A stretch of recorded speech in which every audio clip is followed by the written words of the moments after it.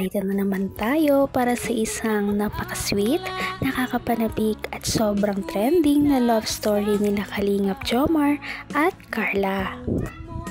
Ay aking makilala. Para sa pagpapatuloy ng ating love story ay sobrang nakakalungkot na talaga ang mga nakaraang pangyayari sa love team ni Kalingap Jomar at Ate Carla dahil pa naman ay lumala ang kanilang hindi pagkakaintindihan. Hindi sila nagkaroon ng pagchat-chat ng ilang araw at noong nagkita sila ay parang nabasted pa ni Ate Carla si Kalingap Jomar dahil noong tanongin siya kung pwede ba maging sila ay tumanggi muna si Ate Carla dahil meron pa siyang mga sariling problema na hinaharap at hindi pa yon ang tamang pagkakataon na maging sila daw. Kaya ilang araw na sobrang lungkot at parang na-depress talaga si Kalingap Jomar sa mga pangyayari at noong dinalaw siya ni Ate Carla, ito na ang mga nangyari. Punta ko nga si Rob.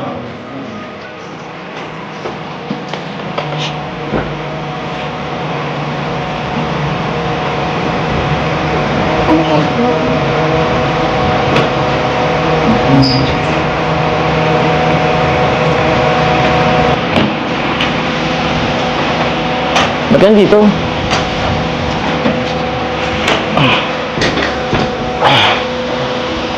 Pasok ka muna. Sige, pasok ka muna. Ito pa lang yung dalawa. Bro, huwag na. Okay lang. Labas na lang kayo. Oo. Pasok? Opo.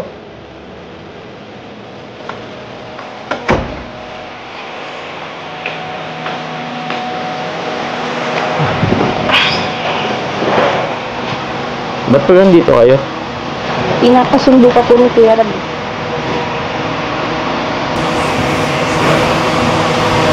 Sabi ko kay David, sila na lang. Ayun na lang. Okay ka lang po ba? Oo. Ayos lang ako. Ano? Dapat sabihin lang kay Kuya Rab mo. Next time na lang. Pass mo na ako sa ngayon. Bakit po? Wala. Wala ako sa diwa mo yan. Okay lang ako. Kung ano ako'y tanggap mo na, hindi ka rin nag-alinlangan. Ang dating masayahin na Kalingap Jomar ay parang napalitan ng pagiging depressed dahil nga sa mga nangyari noong nakaraan at kahit nandyan na si Ate Carla sa kanyang harapan ay hindi niya ito pinapansin at hindi niya alam ang kanyang sasabihin. Ganda po ng buhok mo. Ah? Buko? Hindi, wala to. Nakasal mo yata ako eh. Maganda ba? So, ba't medyo humingiti ka dyan? Bagay po sa inyo. Hmm? Bagay sa akin? Hindi ah. Sakto lang yan. Pagupit lang ako kanina. Kumusta ka naman? Okay lang po. Kayo po. Wala ka ba pasok ngayon? Sa 19 pa naman po yung pasok namin. 19? Ah, nga pala. Natuloy ba yung paglipat mo? Teacher ka na? Okay. Tara na po. Nag-aantay po sila Kuya Rab sa labas. Baba. Pwedeng pass mo na ako ngayon. Sabi mo si Kuya Rab mo. Hindi mo na ako masama. Ngayon lang naman. Siguro next time sa ngayon. Wala akong ano eh. Ayaw, parang wala akong ano ganang lumabas ngayon. Kayo na lang. Tsaka busy rin ako.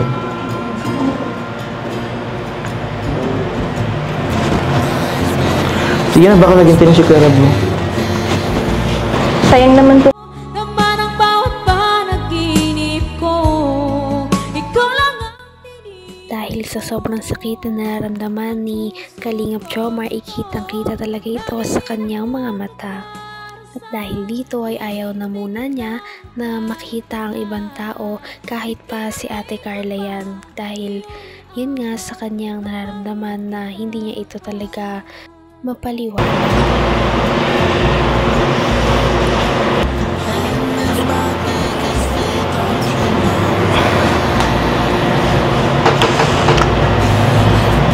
Pinakatingin. Hindi mo ako mapipilit yan. Sure po ba kanya hindi kayo sasama? Galit ka po ba sa akin? Magalit sa'yo? Ba't ako magagalit? Wala naman akong karapatang magalit sa'yo. Hindi naman tayo. Latin lang naman tayo. Wala namang personalan ng feelings, di ba? Tsaka, malinaw naman na sa akin ngayon. Ginagawa lang naman na dito para sa ano? Para sa kanila. Tsaka, di ba busy ka ngayon? Hindi lang po, nung nakaraan lang naman po yun. Nakaraan? So, di ba dapat busy ka ngayon? Magta-transfer ka ng school, di ba? Ng kurso. Nakapag-enroll naman po ako. So, okay ka na? Wala ka nang ginagawa? Naghintay ka na lang? Hanggang wakas ay tayo ng dalawa. Palagi kang Dahil sa sakit na nararamdaman ay hindi talaga naiwasan ni Kalingap Jomar na parang itaboy si Ate Carla at paalisin dahil nga hindi niya na rin alam naman kung ano pang sasabihin dahil nga parang tinapos na ni Ate Carla ang kanilang relasyon noong nakaraan, noong base din siya nito, kaya sobra talagang lungkot na kanyang nararamdaman. Sige na. Baba ka na. Naghintay na yata sila, Kuya Rab mo.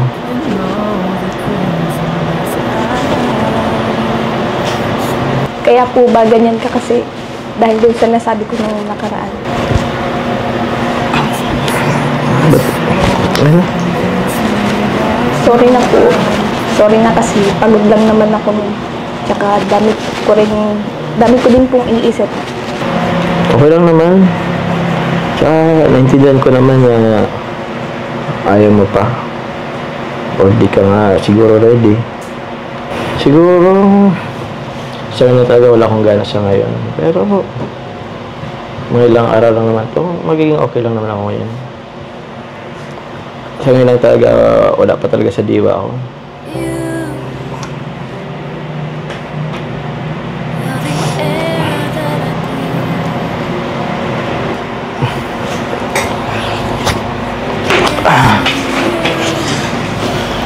Yan ko muna.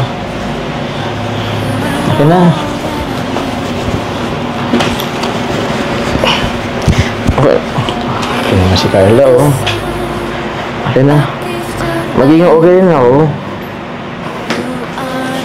Isa. Ano mo na? Ano na kaya ang mangyayari sa kanilang love team? Magpapatuloy pa ba ito o dito na lang talaga maghihinto ang lahat ng kanilang pinagsamahan?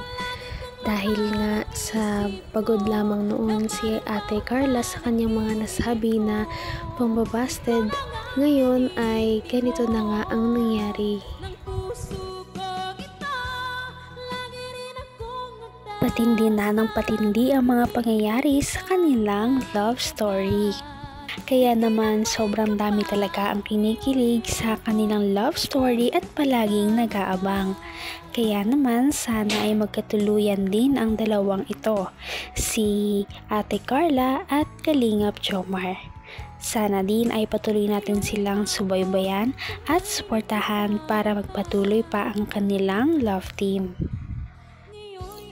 Paniguradong hindi lamang ito ang ating aabangan dahil marami pang mga susunod na kilig moments na mangyayari sa kanilang dalawa. Yun lamang at maraming salamat sa panonood. Bye!